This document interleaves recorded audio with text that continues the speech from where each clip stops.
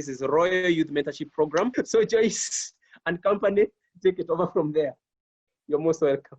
Thank you. So my topic this evening is to dare to thrive in this season, which is an unprecedented time. And I would like to start us off by defining what to dare is. So to dare, I have put it as an acronym there. It is to dream audaciously and receive expectantly. To dream audaciously and to receive expectantly. And there's a quote there by one Robert Schuller that daring to dream means daring to live.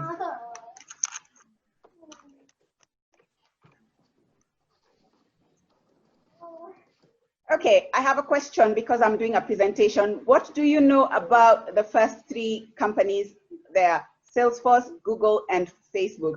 Do you know what they have in common? Anyone, you can put up your hand. It can be an interactive session at this point. Salesforce, Google, and Facebook. What do we know about these three companies? What do they have in common?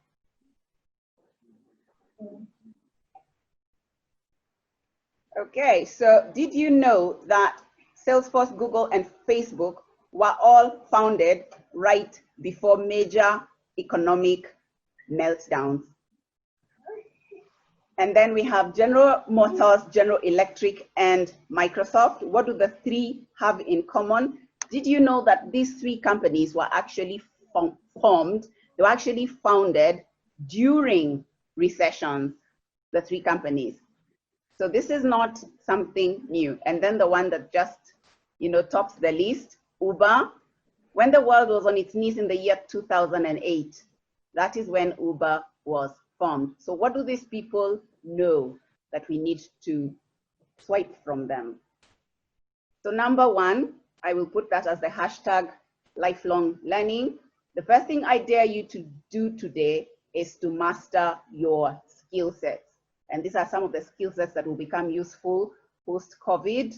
Your sales closing skills, your stage confidence skills as shown in the diagram there, and then your coding skills. And by the end of this presentation, I will share with you a link for a company that is actually a Pan-African university that is offering a free course.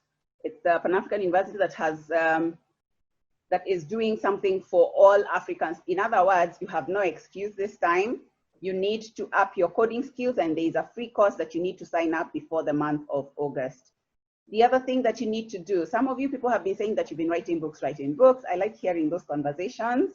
And this is that time to write the book, because now you have time on your hands. The other thing that I want to dare you to do, number two, is meditation mastery. Now, this is where you need to be in the present moment. And I like connecting the meditation mastery with people who like to wake up early. You cannot wake up at 10 o'clock and say that you're meditating. No, this is a skill set for people who are at the top of their game, and how they got there is because they mastered what to do when you wake up in the morning, first hour of the day. How do you command your day? And this is when you enjoy your spiritual downloads, and also you enjoy your creative insights. So what is the beauty and the benefit of the time we're at right now? You have a lot of time on your hands. What do you need to do during this time? This time is being called the great pause. You have more time to reflect, and you have more time to plan, and you have more time to do your bounce back. It's time to rebound.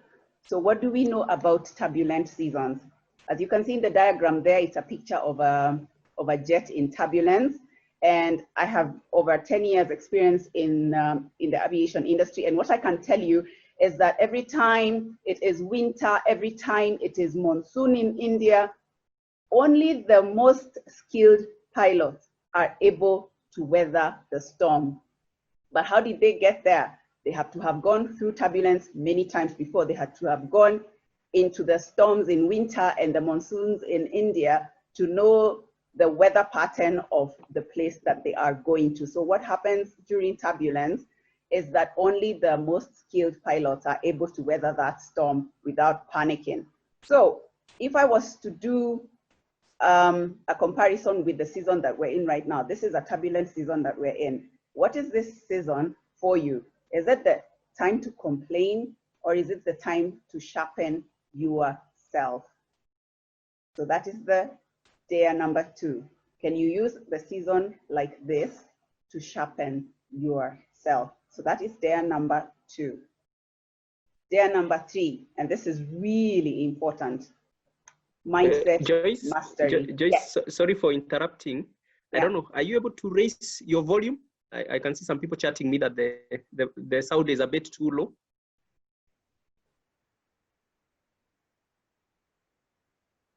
And maybe also put enlarge the screen. Maybe put it full screen for the presentation. Oh yeah, sure. There we go. Okay, that's the full screen. Yeah, that's good.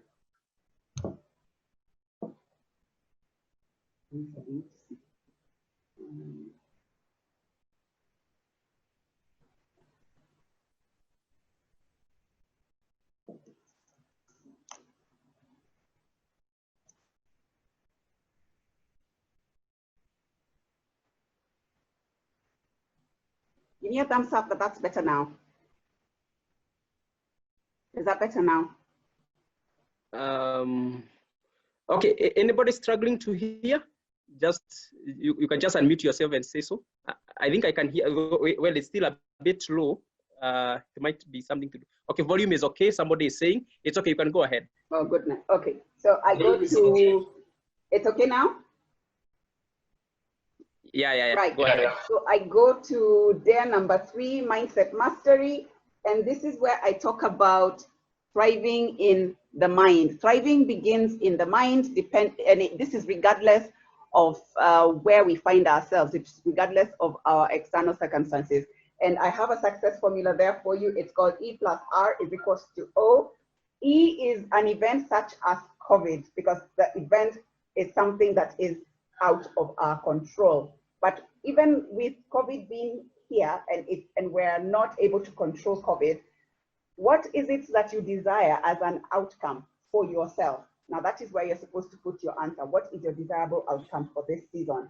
So you cannot do anything about the event, but you can do something about the outcome, because the thing that you can change is the variable R. And the variable R in this case is not to react, but to respond.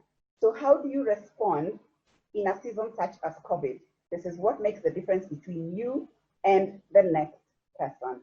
So the other thing that you must, so the thing to note here at this point is that this is a success principle that is true for all time.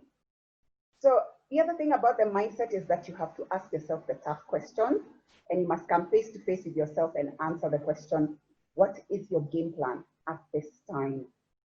And then the other thing that I keep hearing all the time is I'm hearing people are binging on the tube, Netflix. Are you actually wasting a crisis instead of thriving during a crisis? Because the thing about a crisis is that you're supposed to make good use of it. And if you look around like what's happening in the world right now, there are some people who are actually excited that there's a crisis, because there's some people who are making a lot of money at this time. But why is it that they are making money at this time? It's because they know that E plus R is equals to O. They have changed their response to be a positive one so that they can enjoy desirable outcome. So where do you see yourself post-season? So 3 questions to ask yourself. What are you doing this time to come out a better person? Where do you see yourself post-season? And the diagram there shows a caterpillar. So this is a caterpillar before it goes into quarantine. So as soon as it goes into a cocoon, let's see what happens after that. Dare number 4, social capital mastery. Now this is all about your FaceTime. Who is in your video conferencing calls?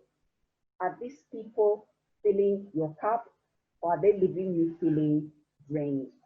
So you need to find what fills your cup. If you're in business, are you doing business calls with other people on let's call it Zoom, let's call it Skype, any of the video conferencing apps? So the important thing, like is shown in the diagram, is to surround yourself with people who are on the same mission as you. And if you look at that diagram, they are all lions. So if you're a lion, you hang out with lions. No doubt about that. Remember to surround yourself with people who are moving in the same direction as you and have the same mission. Dare number 5. Dare number 5 is the adversity muscle, or rather adversity intelligence.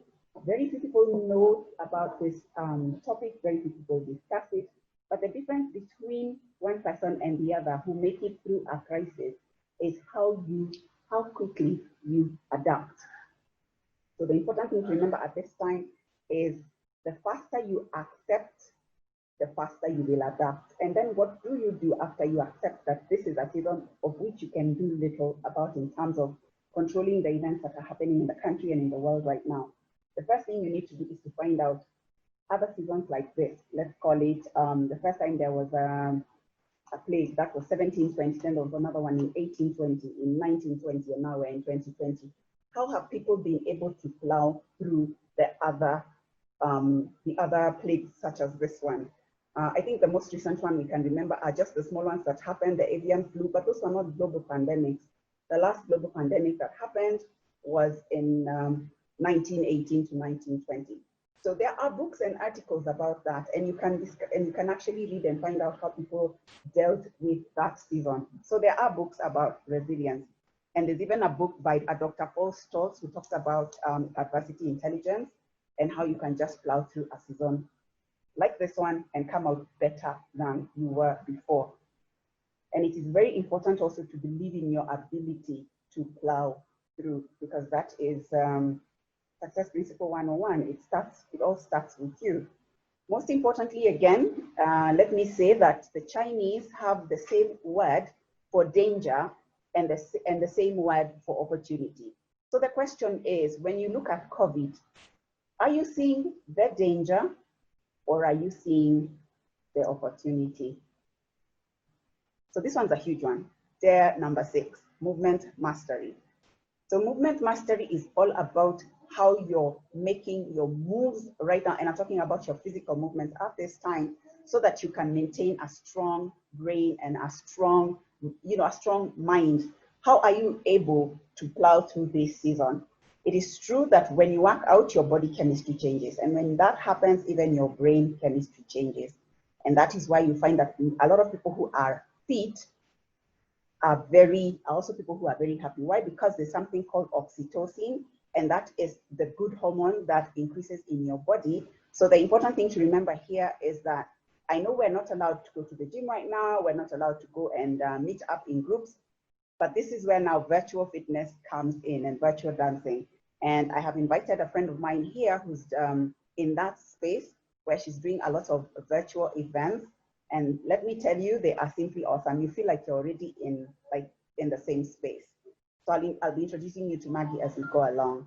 And I'm speaking from an experience point of view. I have been doing virtual events every weekend, and it's simply amazing. So dare number 7. Dare number 7, mindfulness mastery. Now this is where you need to just slow down and you just pause and just be aware of what is happening in that moment. Where are your thoughts taking you? How are you feeling emotionally? Are you feeling overwhelmed? Are you feeling anxious? And how does your body feel? Very important to acknowledge how you're feeling, because if you're not feeling okay, you need to reach out and get help. So very important at this time to increase the self-awareness and also to increase your emotional intelligence. So remember the worm I talked about, the one that was on a tree. So when it went into quarantine, this is what came out of the season, the cocooning season. So it's the same animal, but now it is version 3.0, a beautiful butterfly. So the question you should be asking yourself today is, are you going to come out the same person you were before, or are you going to come out like a beautiful butterfly version 3.0? So thank you so much for listening. My name is Joyce Gikunju of Bounce Back Books, where we publish your books, Bounce Back POD, where we tell stories on the podcast about people who have done amazing work, bouncing back and thriving. Bounce Back Academy, an executive coaching center, and also an instructor on online learning, where I have pivot courses where you can learn from the comfort of your home at your own pace. Also an author of an inspirational self-help guidebook for entrepreneurs, Bouncing Back and Thriving, How to Stay on Top of Your Game, and this is Titan's Secrets, and that's me with the Executive Coaching Center behind Yaya Center. Thank you for your time.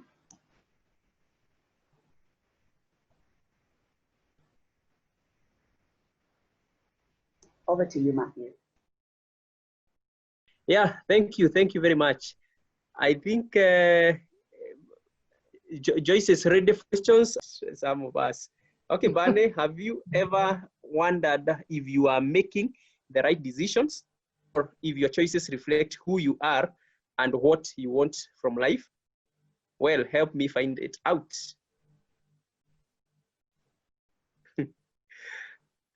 He has put it as a question. I don't know whether he's asking self. This comes to you, Joyce.